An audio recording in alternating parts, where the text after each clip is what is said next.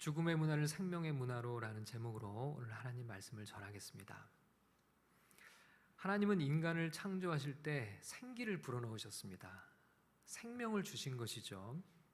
생명. 이것은 하나님에게서 온 것이고 또 하나님의 것이고, 그래서 이 세상 무엇보다도 귀중하고 소중한 것, 그건 바로 생명이죠. 생명을 지닌 모든 사람은 그 자체로 존중받아 마땅합니다. 어느 누구의 생명도 경시되어서는 안 되죠. 더 귀한 생명도 없고 무가치한 생명도 이 세상에는 없습니다. 생명을 잘 지키고 생명을 잘 보호하고 잘 보존할 수 있게 하는 것이 우리 모든 그리스도인의 사명이라고 해도 과언이 아닙니다. 우리가 살아가는 사회에서 생명의 가치를 잘 지켜질 수 있도록 법과 제도를 정비하고 안전에 관심을 갖도록 힘을 쓰는 것에 우리 그리스도인들과 교회는 늘 관심을 가져야 됩니다. 죄로 물든 세상에서는 생명의 가치보다 돈을 우선시하거나 인간의 그릇된 욕망에 생명이 훼손될 위험이 늘 도사리고 있죠. 생명 경시의 풍조에 제동을 걸고 생명을 존중하는 문화를 만들어 가야 할 과업이 바로 우리 그리스도인들에게 있어요. 우리는 이 생명에 관한 하나님의 뜻이 무엇인지를 늘 묻고 하나님의 뜻과 다스림을 세상 속에서 이루기 위해 힘을 써야 됩니다. 자, 오늘은 특별히 이 생명에 대한 하나님의 뜻을 함께 살펴보려고 하는데요. 성령님께서 우리 모두에게 말씀을 주시고 은혜를 주시길 주님의 이름으로 축원합니다. 우리가 최근 묵상했던 민수기 말씀을 보면 가나안 땅 입성을 목전에 둔 이스라엘 백성들에게 땅을 분배하는 기준을 하나님께서 제시해 주세요. 이스라엘 모든 지파들에게 땅을 어떻게 분배를 하시냐면 지파의 힘대로 그렇게 하도록 내버려 두지 않으셨어요. 공평하게 제비 뽑아 나누게 하십니다. 지파별로 땅을 제비 뽑아서 분배받아 모여서 그곳에 살게 되는데요. 자, 그런데 하나님을 섬기는 사명을 부여받은 레위 지파는 이 제비 뽑기에서 제외가 돼요. 제비를 뽑을 때 레위 지파만이 땅을 분배받는 이 기회를 하나님이 주시지 않습니다. 자, 레위 지파는 땅을 분배받지 않게 하시고 대신에 어떻게 레위 지파를 하나님께서 살게 하시냐면 다른 지파들이 분배받은 땅 안에 48개의 성읍을 다른 지파들로부터 분배를 받게 하세요. 그러니까 다른 지파들은 한 땅에 모여 사는데 이 레위 지파만은 이스라엘 백성들이 사는 전역에 흩어져서 이 48개의 성읍에서 살도록 그렇게 하신 거죠. 왜 하나님이 이렇게 하셨을까요? 아마 레위인들은 이스라엘 백성들이 하나님을 잘 섬기도록 해야 되는 역할이 있었기 때문에 이스라엘 전역에서 지파들 틈틈이 그 안에 들어가서 그곳에 흩어져 살면서 바로 이 사명, 백성들이 하나님을 잘 믿고 섬길 수 있도록 하는 그 역할을 감당하게 하신 거죠. 자, 그런데 이 레위인들이 부여받은 48개의 성읍 중에는 조금 독특한 역할을 부여받은 6개의 성읍이 있었습니다. 자, 오늘 본문 25절 말씀을 우리 다 같이 한번 읽어보겠습니다. 시작. 피를 보복하는 자의 손에서 살인자를 건져내어 그가 피하였던 도피성으로 돌려보낼 것이요 그는 거룩한 기름 부음을 받은 대제사장이 죽기까지 거기 거주할 것이니라.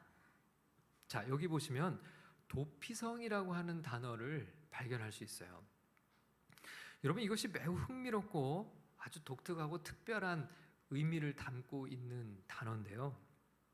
이 도피성이 어떤 곳이냐면 실수로 사람을 죽인 사람이 이 도피성으로 피신을 하면 자, 그때부터 재판을 받게 됩니다. 그리고 이 재판의 결과 고의적으로 살인을 저지른 것이 아니라는 것이 인정이 되면 계속해서 이 도피성에 머물러 살면서 피해 보복을 피할 수 있는 그런 안전한 곳으로 이 6개의 도피성을 하나님이 지정을 하세요. 6개의 도피성은 누구나 쉽게 접근할 수 있도록 이스라엘 전역에 흩어져 있었습니다. 누구나 이 도피성을 쉽게 찾아갈 수 있도록, 또 거리적으로도 너무 멀지 않게 그렇게 어디에서나 갈 수 있는 접근성이 용이한 곳에 6개의 도피성을 하나님이 두게 하세요.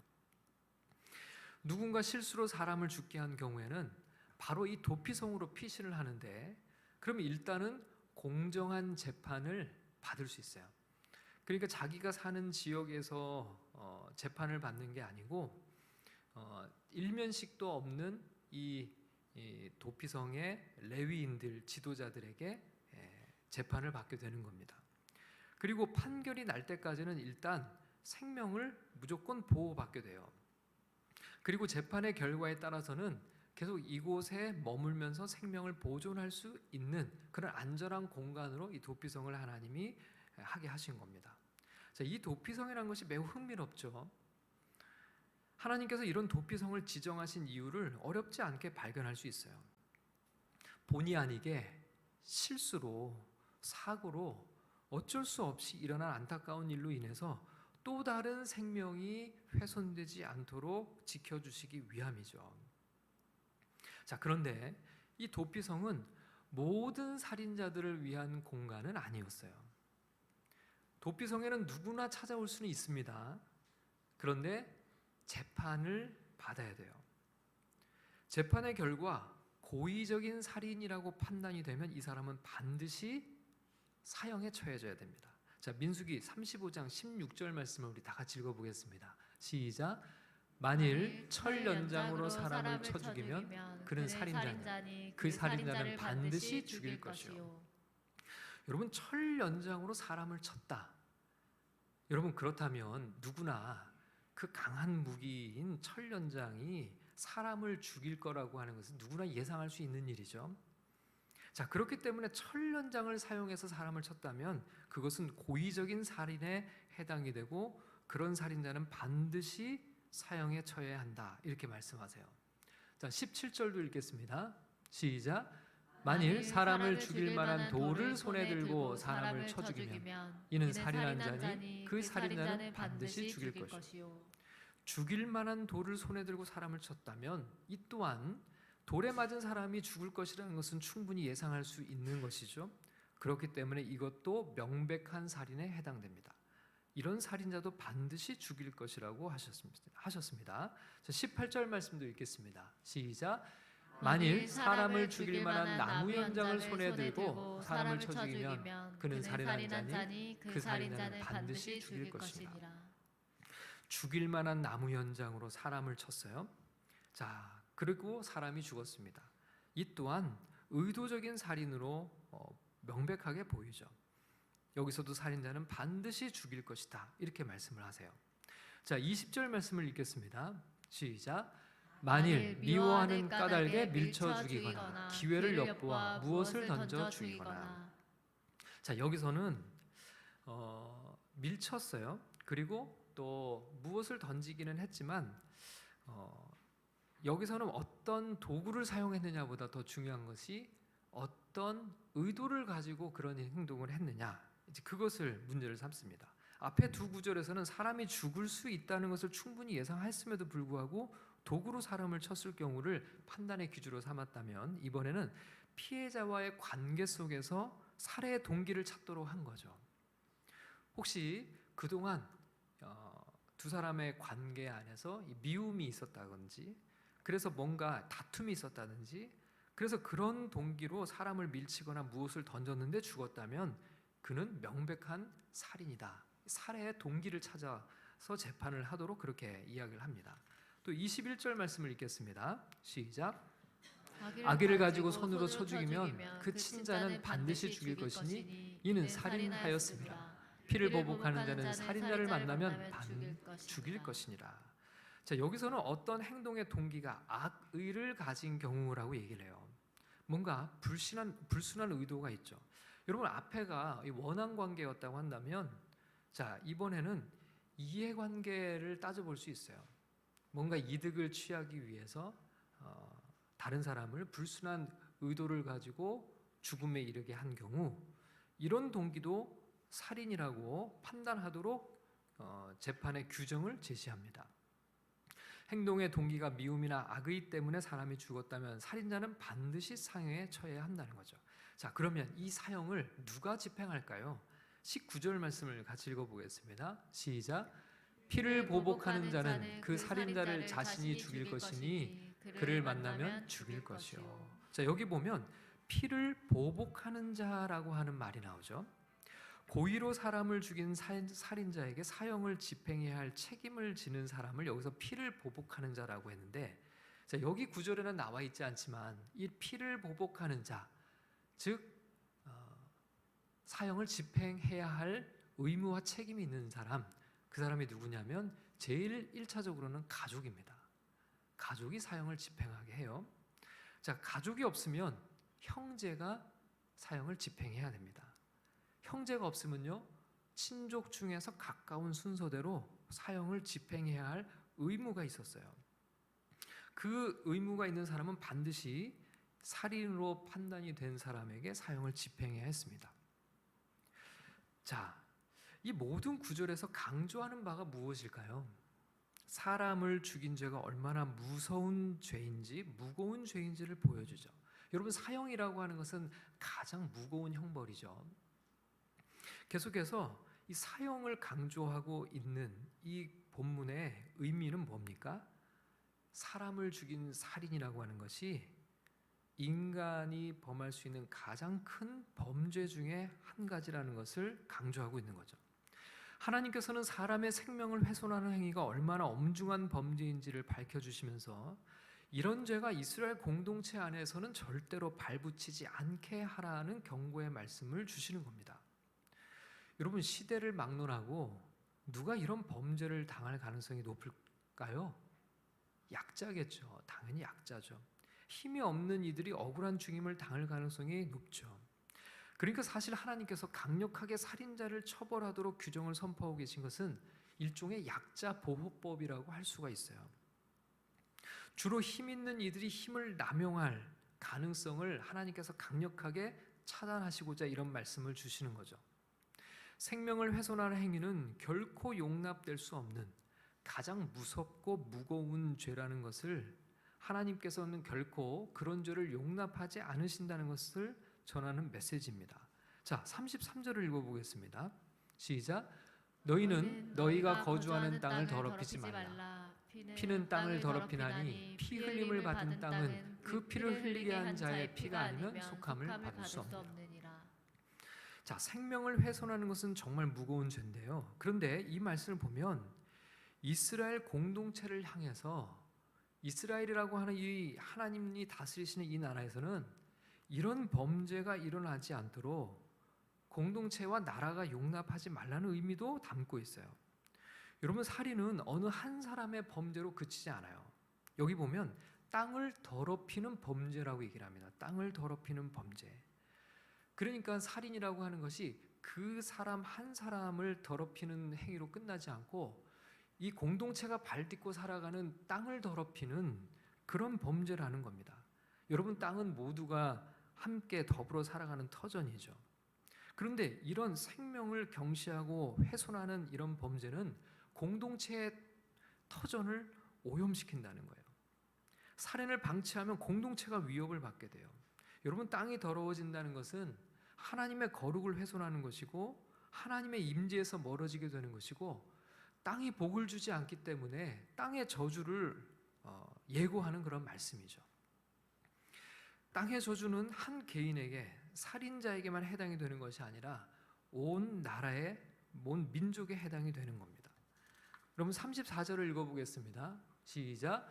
너희는 너희가 거주하는 땅, 곧 내가 거주하는 땅을 더럽히지 말라. 나 여호와는 이스라엘 자손 중에 있습니다. 하나님께서는 이스라엘 백성들이 거주하는 땅, 곧 하나님께서 함께 임재해 계신 땅이 더럽혀지지 않도록 하라는 거예요. 내가 이 땅에 거하는데, 이 자손 중에 거하는데 하나님께서는 이런 무서운 죄를 결코 공동체가 용납하지 않아야 된다는 거죠. 이스라엘 안에서 일어나는 살인과 같은 범죄가 어느 개인의 범죄 차원을 넘어서 공동체적인 차원에서의 대응이 필요함을 말씀하시는 겁니다. 이스라엘 공동체가 이런 범죄를 결코 용인해서도 안 되고 방치해서도 안 된다는 거죠. 우리가 거주하는 땅, 하나님이 함께 하시는 곳에서 결단코 생명이 경시되거나 함부로 훼손되는 일을 묵인하거나 방치하면 안 된다는 것입니다. 여러분, 우리는 하나님의 공의를 세우기 위해 힘써야 해요. 우리가 발딛고 살아가는 사회 안에서 소중한 생명을 지키고 보존하는 일에 힘을 모아야 하는 이유가 바로 여기 있는 겁니다. 약자들의 생명을 지키고 보호하는 일에 누가 앞장서야 할까요? 바로 우리 그리스도인들과 교회가 앞장서야 한다는 거예요. 아동학대로 숨지는 아이들이 있어서는 안 되고요. 온갖 종류의 폭력으로 숨지는 이들이 있어서도 안 되고요. 온갖 범죄에 희생되는 이들이 있는 사회를 방치하면 안 된다는 거예요. 법과 제도를 정비하고 억울한 죽음이 발생하지 않도록 사회 속에서 공동의 노력을 기울일 수 있도록 이끌어가야 할 책임이 바로 우리에게 있다는 겁니다. 우리 그리스도인들과 교회는 이런 일에 더욱 관심을 가져야 하는 겁니다. 자, 성경은 또 다른 의미에서의 생명 훼손을 경계해요. 자, 도피성이 존재하는 이유인데요. 도피성은 의도치 않게 사람을 죽게 한 경우 그의 생명을 보호하게 하는 장치라고 했습니다. 우발적으로 다른 사람을 죽음에 이르게 한 경우에는 그 가족으로부터 보복을 당하지 않도록 하나님께서 도피성을 만들어 그곳에 머물 수 있게 하셨는데요. 자, 그럼 어떤 사람이 도피성에 머물 수 있을까? 세부적인 조항들을 하나님이 제시하세요. 오늘 본문 22절을 읽어보겠습니다. 시작. 악의가 없이 우연히 사람을 밀치거나 기회를 엿봄이 없이 무엇을 던지거나. 일단은 악의가 없어야 돼요. 뭔가 불순한 의도를 가지고 어떤 이득을 취할 목적이 있어서는 안 됩니다. 전혀 의도한 바가 없이 일어난 사고인 경우에만 해당이 돼요. 예를 들어서 성경의 다른 권을 보면 이런 예가 나와요. 도끼질을 하다가 도끼날이 그만 날아가서 다른 사람을 맞게 했어요. 그리고 그 맞은 사람이 사망한 경우, 이런 경우가 바로 지금 성경 본문이 말씀하는 겁니다. 그러니까 고의적인 살인이 아니라 사고사인 거죠. 자, 23절도 읽어보겠습니다. 시작. 보지 못하고 사람을 죽일 만한 돌을 던져서 죽였을 때 이는 악의도 없고 헤아려 한 것도 아닌즉. 사람이 있는지 몰랐어요. 못 봤다는 거죠. 그때 돌을 던졌는데 그만 맞았어요. 그렇다면 누가 있는지를 몰랐으니까 악의도 없고 헤아려는 그런 고의적인 의도가 전혀 없었던 것으로 보이니, 이런 경우에는 사람이 있다는 것을 인지하지도 못했고 일어난 우발적 사고에 의해서 누군가 생명을 잃은 경우에는 보호받을 수 있는 자격이 주어지죠. 이런 사고가 났을 때 도피성으로 피신해 오면 재판을 받고, 재판은 철저하게 공정하게 진행이 됐습니다. 30절 말씀을 읽겠습니다. 시작. 사람을 죽인 모든 자, 곧 살인한 자는 증인들의 말을 따라서 죽일 것이나 한 증인의 증거만 따라서 죽이지 말 것이요. 재판은 신중하고 공정하게 진행해야 했어요. 재판이 공정하지 않다면 결국 재판으로 인해 생명이 훼손될 수 있죠. 이렇게 고의성이 없는 우발적 사고에 의한 죽음의 경우에는 설사 사람이 죽었다 하더라도 사형을 면할 수 있는 이 도피성이라는 보호 제도를 하나님이 만들게 하셨어요. 자, 그러면 여러분, 이 도피성의 생활이 어땠을까요? 도피성의 생활이 마냥 좋다고만 볼 수 있을까요? 도피성에서 생명을 보존할 수는 있었지만 사실 제약이 주어져 있습니다. 26절과 27절을 같이 읽어보겠습니다. 시작. 그러나 살인자가 어느 때든지 그 피하였던 도피성 지경 밖에 나가면 피를 보복하는 자가 도피성 지경 밖에서 그 살인자를 만나 죽일지라도 피 흘린 죄가 없나니. 여러분, 우발적인 사고로 사람을 죽인 사람이라고 하더라도 도피성 밖에 나가는 경우에는 생명을 보호받을 수 없게 되어 있었습니다. 그러니까 오직 어디에서만 살아야 돼요? 도피성 안에서만 살아야 하는 겁니다. 그러니까 도피성은 우발적인 살인자의 생명을 보호하는 장치임과 동시에 다른 한편으로는 우발적인 살인자의 자유를 제약하는 장치이기도 했어요. 일종의 연금 상태에서 살아야 한다는 거죠. 가족을 찾아가 만날 수 없어요. 자기 소유의 땅이 있음에도 이제는 도피성에서 나그네 같은 삶을 살아야만 했습니다. 그동안 누려왔던 모든 삶의 터전을 떠나서 도피성에서만 지내야 하는 겁니다. 여러분, 하나님께서는 왜 그렇게 하셨을까요? 우발적인 사고라고 하더라도 부주의하게 다른 사람의 생명을 훼손하게 하는 것에 대해서 책임을 지게 하시는 거예요. 여러분, 우발적인 사고였기 때문에 모든 책임이 면제되질 않았어요. 하나님께서는 그의 자유를 제한하심을 통해서 강력하게 책임을 묻고 있어요. 더 이상 고향의 터전에서 이전처럼 똑같은 삶을 지낼 수 없게 했습니다. 여러분, 제일 먼저는요, 피해자들의 가족들의 눈에 띌 수가 없었어요. 그에게 주어진 자유는 도피성이라고는 아주 제한된 공간이 전부였습니다. 여러분, 오늘날 우리나라의 현실은 어떤 것 같아요? 음주운전이나 신호위반으로 사망사고를 내도 처벌이 너무 솜방망이죠. 그러나 성경은 이런 사고도 결코 가볍게 다루질 않아요. 일단 사망사고가 일어나면 철저하게 조사해서 고의성 여부를 판단하는 재판을 하고, 고의성이 있다면 사형, 우발적인 사고라면 생명은 보존되지만 삶의 모든 터전을 떠나 도피성에서만 지내며 자유를 제한받는 삶을 살게 했습니다. 그러면 하나님께서 무엇을 우리에게 가르치고 싶으신가요? 이 모든 것은 그만큼 우발적이든 고의적이든 생명의 가치를 존중하고 지키는 것에 주의를 기울여야 한다는 거죠. 이스라엘 공동체가 이렇게 생명을 존중하고 보호하는 일에 공동의 노력을 기울여서 땅이 더럽혀지지 않도록 해야 할 책임을 강조하는 겁니다. 또 우발적인 사고조차 주의를 기울이고 조심하고 또 조심해야 할 것을 하나님이 당부하시는 거죠. 자, 근데 여기에 좀 더 흥미로운 것이 또 있어요. 이 두 경우, 고의적인 살인이든 우발적인 사고사든 이 모든 것의 해결에 돈으로 해결할 수 없게 못을 박아요. 31절을 읽어보겠습니다. 시작. 고의로 살인죄를 범한 살인자는 생명의 속전을 받지 말고 반드시 죽일 것이며. 여러분, 고의로 살인을 저지른 사람이 돈으로 책임을 모면할 가능성을 원천적으로 하나님이 차단시킵니다. 아무리 가진 것이 많은 사람이라도 고의적으로 살인을 했다면 그는 사형이에요. 자, 그건 우발적인 사고사의 경우도 마찬가지인데요. 32절을 읽어보겠습니다. 시작. 또 도피성에 피한 자는 대제사장이 죽기 전에는 속전을 받고 그의 땅으로 돌아가 거주하게 하지 말 것이니라. 여러분, 우발적인 살인으로 인해서 도피성에서 자유를 제압받고 있는 사람도 아무리 돈이 많아도 그 역시 돈을 내고 도피성에서 떠나 고향에 돌아가 자유를 누릴 수 없게 못을 박아놨어요. 여러분, 사람의 생명은 돈으로 사고 팔 수 있는 것이 아니죠. 적당히 돈으로 책임을 회피할 수 없게 하셨어요.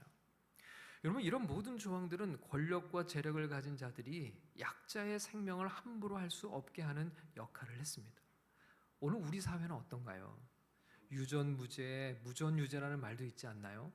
그러나 성경은 아무리 돈을 많이 가지고 있다 하더라도 생명을 훼손한 것에 대해서 철저한 책임을 묻게 했습니다. 생명은 이 세상 무엇으로도 바꿀 수 없다는 것을 하나님은 강하게 우리에게 말씀하고 있는 거죠. 자, 그런데 이렇게 생명을 소중하게 여기시는 하나님께서 이해할 수 없는 일을 하셨어요. 그것은 뭐냐면 바로 자신의 외아들 독생자 예수 그리스도의 생명을 내어주신 일입니다. 아들을 십자가 위에서 죽게 하신 거예요. 생명은 가장 소중한 것이다. 다른 사람의 생명을 함부로 훼손하는 죄는 반드시 사형에 처한다. 실수로라도 다른 사람의 생명을 훼손한 자는 책임을 져야 한다. 이렇게 생명을 소중하게 여기시는 하나님께서 자신의 아들의 생명을 훼손하셨다는 겁니다. 왜요? 무엇 때문에요? 우리를 위해서, 우리를 살리시기 위해서 죄로 인해 영원히 죽음에 놓일 수밖에 없는 우리들을 죽음에서 건져 생명을 주시기 위해 그 아들을 죽게 하셨다는 거예요. 성경은 이것을 하나님의 사랑이라고 말씀하죠. 로마서 5장 8절을 함께 읽겠습니다. 시작. 우리가 아직 죄인 되었을 때 그리스도께서 우리를 위하여 죽으심으로 하나님께서 우리에 대한 자기의 사랑을 확증하셨느니라. 확증하셨느니라. 우리를 살리시려 우리를 대신하여 하나님의 아들 예수의 생명을 버리게 하셨다는 거예요. 우리를 사랑하셔서 말이죠. 우리에게 생명을 주시기 위해서 말입니다. 우리는 그렇게 하나님의 사랑을 입은 이들입니다. 우리가 받은 생명은 바로 그런 생명이죠. 그러니 우리가 받은 이 생명을 더욱 귀히 여기고 살아가지 않을 수가 있을까요? 하나님의 아들의 생명값으로 우리가 구원을 받았으니 그 사랑에 늘 감사하며 살아가는 것이 바로 우리 그리스도인의 삶이 아닐까요? 그리고 이 세상에 만연한 죽음의 문화 속에서 하나님의 사랑을 전하며 구원의 생명을 전하며 생명의 문화를 만들어가야 할 책임이 우리에게 있는 것 아닐까요? 그런 믿음의 삶이 우리 모두의 삶이 될 수 있기를 주님의 이름으로 축원합니다.